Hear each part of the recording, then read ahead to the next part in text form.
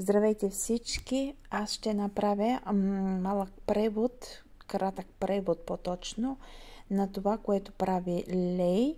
В момента тя си облича кориците на албума и ще изчака да изсъхнат.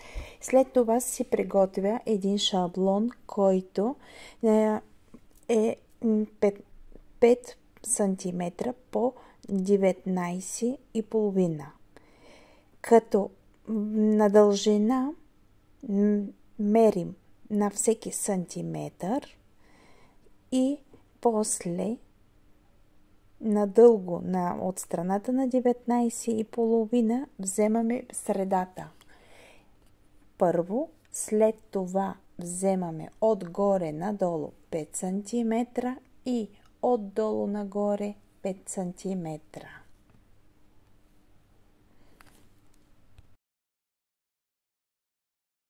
След това трябва да съединим линиите вертикал и хоризонтал. Точно където се пресичат линиите, трябва да маркираме с шило. Да направим дупки. Когато направим дупките вече, слагаме, закрепяме с щипка добре на рамото на албума и започваме да маркираме добре с шилото, да направим дупки, където там ще шием. След това вземаме си страниците, които сме си приготвили, с кафето и трябва да погледнем първо дали не излизат от кориците.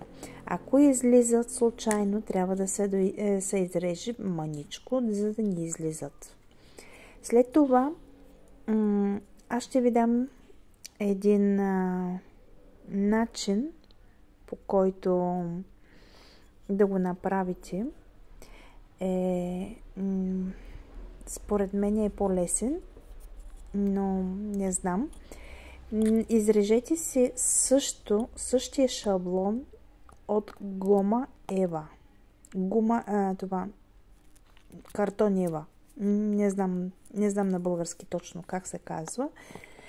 И си го подложете отдолу под другия шаблон. Не, подложете си го като на масата, за да не боцкате масата, и след това сложете листите както са пригънати, но ги разгъвате по средата. Точно там, където ги разгъвате, слагате шаблона отгоре. И вече на шаблона трябва да измерите отгоре и отдолу да бъде наравно и тогава маркирате дупките точно на където се пригъват листите. Маркирате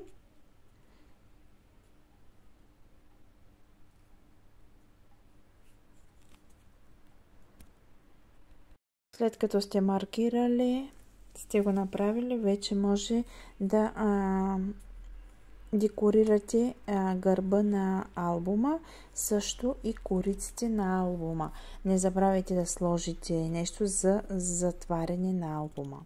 Дали ще бъде дантелка, дали ще бъде панделка, дали ще бъде магнит, вече това всеки решава сам.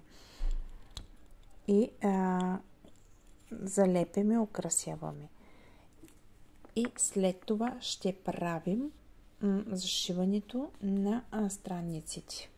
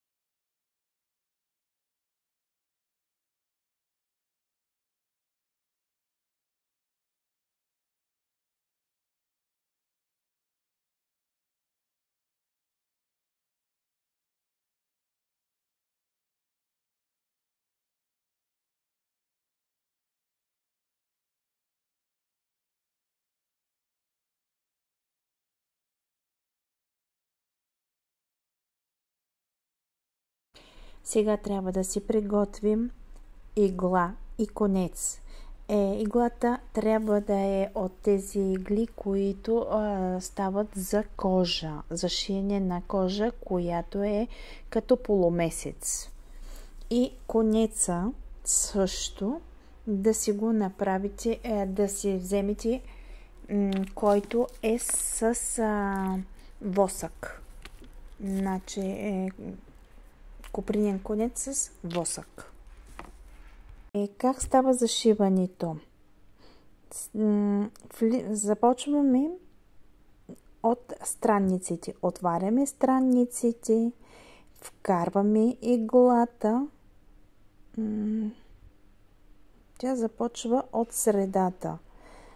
Но от средата започва. Започнете ви от центъра.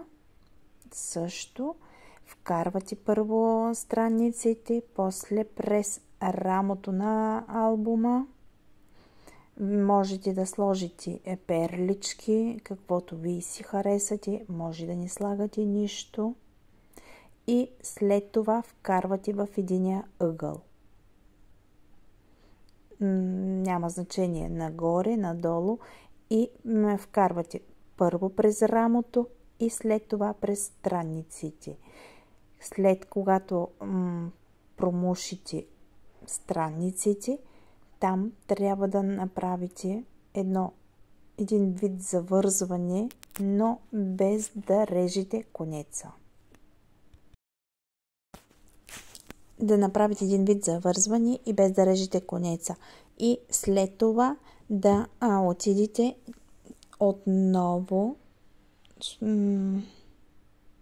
Според мен трябва да влезете в центъра, но доколкото виждам, тя не го прави така.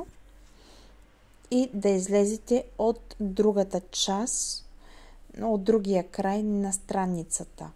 Като според мен трябва да го направите така, защото аз, когато шия, го правя така. Вкарвам в центъра отново, изкарвам през първо страниците, после гърба на албума, примушвам перлички, каквото искате да сложите, може и нищо, и отиваме на другия край на гръбнака да вкараме иглата и конеца. Вкарваме също страниците и тогава вече отиваме към центъра и вързваме там на центъра конеца и режем. Това е всичко. Дано да сте ме разбрали. Благодаря.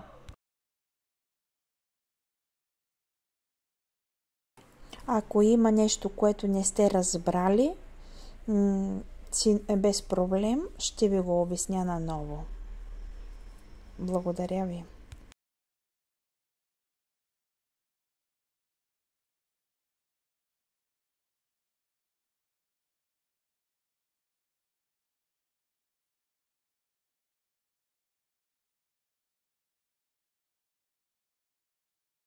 След това режем, отново вдяваме конец и вземаме отново по същия начин.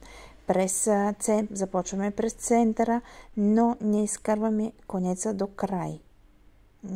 Може да се направи един малък възел, за да не да издърпаме конеца, но с много внимателно. И отиваме първо страници, пробождаме гръбнака, слагаме перлички, каквото искаме, и отиваме към единия край на гръбнака. Примушваме гръбнака, примушваме страниците и отиваме към центъра. Правим едно завъртане на конеца, който вече сме вкарали вътре, да се вържи на възълчето, и отиваме на другия край на страницата. Вкарваме през страниците, през гръбнака, изкарваме, зашиваме, слагаме перличките и вкарваме отново през центъра. И вече там може да се вържат двата края, но не забравяйте, че трябва да направите примушване на конеца точно в центъра, за да не се извади, да не се скъса конеца. Така ще направим четиртяхто тетрадки, които сме приготвили. Тетрадки, либрети, не знам, извинявам се, но не знам как се казва. По същия начин се зашиват четиртяхто тетрадки. Така ще кажа аз. Благодаря. Извинявайте. След като зашиете, ви остава да декорирате албумчето и това е всичко. Благодаря. Довиждане.